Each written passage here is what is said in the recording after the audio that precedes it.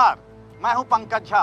पंकज का पंच में आज बात उस मुद्दे की जो यूपी चुनाव में विपक्ष के लिए अब सबसे बड़ा हथियार बन गया है, जिसे योगी आदित्यनाथ अब तक अपनी सबसे बड़ी राजनीतिक पूंजी समझते थे, जिसकी बदौलत योगी सरकार को बुलडोजर वाली सरकार कहा जाता रहा है। जी हाँ, आप बिल्कुल ठीक सोच रहे हैं। हम आज बात कर रहे हैं गोरखपुर में मनीष गुप्ता की मौत की।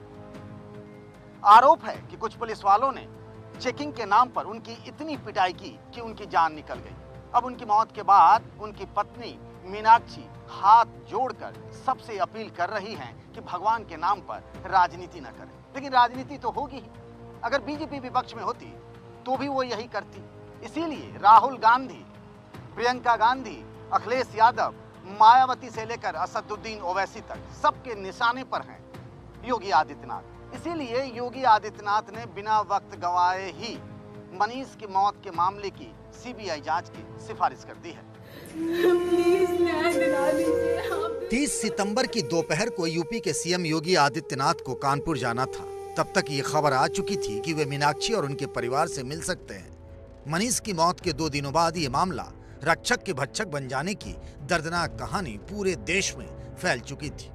यूपी के पूर्व सीएम अखिलेश यादव ने लखनऊ में पार्टी ऑफिस में कई नेताओं को मिलने के लिए बुलाया था, लेकिन वे गाड़ी में सवार हुए और निकल पड़े कानपुर की ओर मीनाक्षी से मिलने के लिए। इधर कानपुर में पुलिस मीनाक्षी को लेने उनके घर पहुंच गई।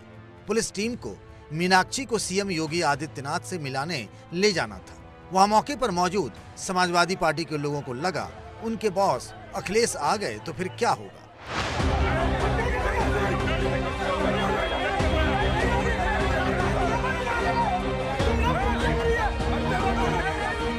बस इसी चक्कर में मीनाक्षी और उनके परिवार को उन लोगों ने घर से नहीं निकलने दिया। पति के चले जाने के गम में डूबी मीनाक्षी के लिए ये सब तमाशा असहनीय हो गया। अखिलेश यादव आए, मीनाक्षी से मिले, 4 साल के उनके बेटे को दुलारा, परिवार को हर तरह की मदद का भरोसा दिया और फिर बाहर निकले तो कहा योगी सरकार की जांच पर रत्ती भर भरोसा नहीं है। जांच संभव नहीं है गोरखपुर में, परिवार कैसे भाग के जाएगा। इसे जांच को भी कानपुर में ला करके और पूरे परिवार की सुरक्षा होनी चाहिए। सिटिंग जज वो मॉनिटर करें, चाहे सीबीआई जांच हो, क्योंकि परिवार ने सीबीआई जांच मांगी है। उसी समय हैदराबाद वाले असदुद्दीन ओवैसी यूपी के बहराइच में मुसलमानों को ललकार रहे थे। उनका सारा राजनीतिक खेल मुस्लिम वोटरों को लेकर है, इसलिए जनाब मुस्लिम कार्ड खुलकर खेल रहे हैं।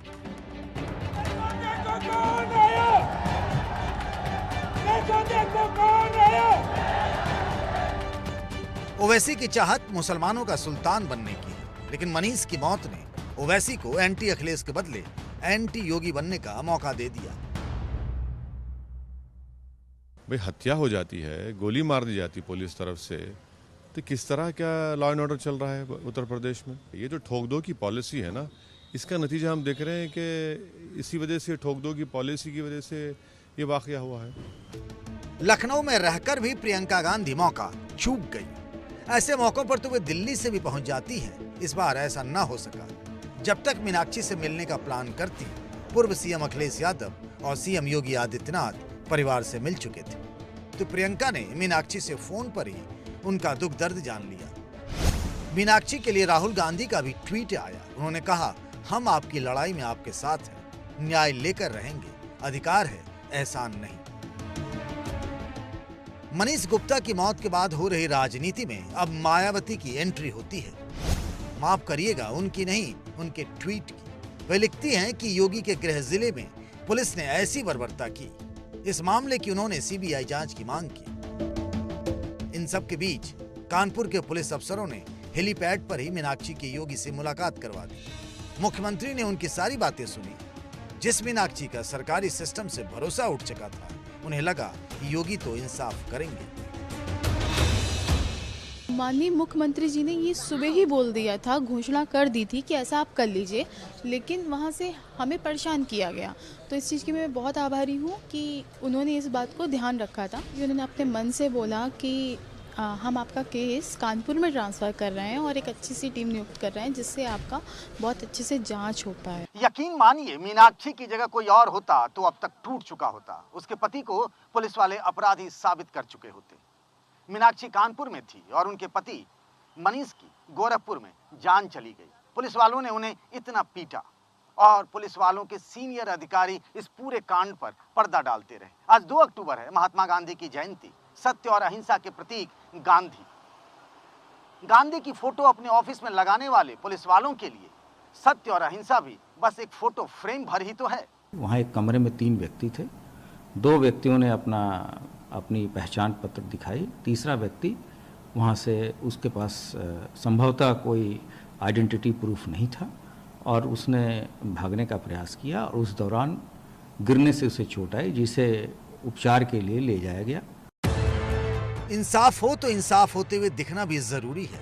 मीनाक्षी को ऐसा कुछ नहीं दिख रहा था। आरोपी पुलिस वालों को बचाने में जुटे अफसरों के बयानों ने आग में घी का काम किया। तभी तो मुख्यमंत्री योगी आदित्यनाथ से मिलने के अगले दिन मीनाक्षी ने सीबीआई जांच की मांग की जिद पकड़ ली। मैं सीबीआई की जांच से पूरा संतुष्ट होंगी और केस मूव हो गया है, ये बहुत अच्छा हुआ, क्योंकि वहाँ से एविडेंस छुपाए जा रहे थे। मुझे गोरखपुर पुलिस पर बिल्कुल भी यकीन नहीं है। वो उनका साथ भी दे रही है, एविडेंस भी छुपा रही है, हर तरह उनका सपोर्ट कर रही है। बट मुझे सीएम जी पे यकीन है, वो ऐसा नहीं होने देंगे। मनीष को इंसाफ ज़रूर दिलाएंगे। गोरखपुर में मेरा सुहाग उजड़ा था, सीएम जी मेरा ज़रूर सपोर्ट करेंगे, उनका शहर है। मीनाक्षी और उसके घर वालों के साथ जो हुआ, ईश्वर न करे किसी और को ऐसा दुख सहना पड़े। उम्मीद की जानी चाहिए कि सीबीआई जांच के बाद मीनाक्षी को इंसाफ मिलेगा। प्रदेश के अंदर हम लोगों का संकल्प ही यही है, हम केवल पेशेवर अपराधी और माफियाओं पर ही लगाम नहीं कसेंगे, बल्कि पेशेवर और खानदानी अपराधियों पर भी लगाम कसने का कार्य करेंगे। कानून व्यवस्था में पहले की तुलना में काफी परिवर्तन दिखा है और ये परिवर्तन आने वाले समय में आप देखना 1 महीने में और तेज दिखाई देगा। पिछले 4.5 सालों में योगी आदित्यनाथ ने अपनी एक छवि बनाई है, अपराधियों के खिलाफ जीरो टॉलरेंस वाली। लेकिन उन्हें क्या पता था कि कभी कभार पुलिस वाले भी अपराधी बन जाया करते हैं। मुझे याद है, मुख्यमंत्री बनने के बाद जब वो पहली बार अपने गृह जिले गोरखपुर गए थे, तब उन्होंने कहा था कि अपराधी यूपी छोड़ दें। उन्हें पता था कि देश के सबसे बड़े प्रदेश में हर चुनाव में कानून व्यवस्था एक बड़ा मुद्दा बन जाता है।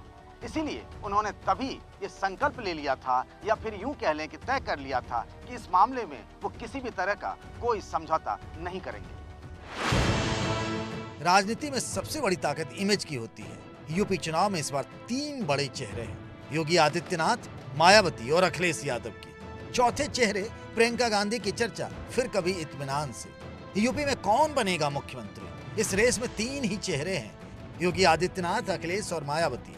बेहतर कानून व्यवस्था की कसौटी पर जो चेहरा दमदार होगा, यूपी की जनता फिर उसके सिर पर ही सत्ता का ताज रखेगी।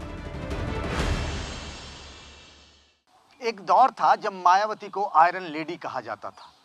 उनके मुख्यमंत्री रहते हुए बीएसपी के विधायक शेखर तिवारी और उनके समर्थकों ने पीडब्ल्यूडी के इंजीनियर मनोज गुप्ता की पीट कर हत्या कर दी थी। ये बात साल 2008 की है।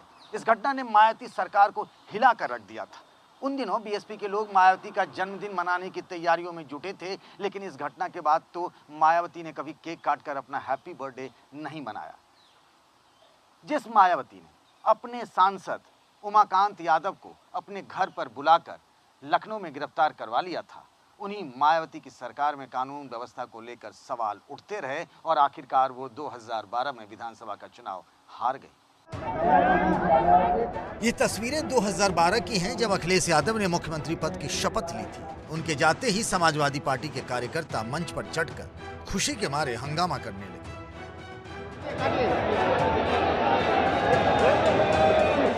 ये तस्वीर उस अखिलेश यादव पर बहुत भारी पड़ी, जिन्होंने बाहुबली नेता डीपी यादव को पार्टी में लेने से मना कर अपनी एक बेदाग छवि बनाई थी। 2013 के मुजफ्फरनगर दंगों ने अखिलेश यादव को इतना बड़ा नुकसान पहुंचाया कि वे अब तक इससे उबर नहीं पाए।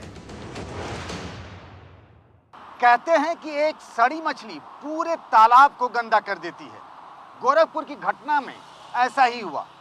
कुछ पुलिस वालों के कुकृत्य और फिर उनके सीनियर अफसरों द्वारा उनको बचाने की कोशिश में विपक्ष को एक मौका मिल गया योगी सरकार पर सवाल खड़े करने का, जिससे योगी आदित्यनाथ लगातार बचते रहे। उनकी यही कोशिश रही है कि कम से कम बदनामी का कोई छींटा उनके इमेज पर न पड़े, क्योंकि वो जानते हैं कि कानून और व्यवस्था वो कमजोर कड़ी है जिस पर कभी भी बात इधर से उधर हो सकती है। यानी एक घटना चुनाव में बड़े उलटफेर कर सकती है। तो पंकज का पंच में आज के लिए बस इतना ही। अगले हफ्ते आप सबसे फिर मुलाकात होगी, तब तक के लिए नमस्कार।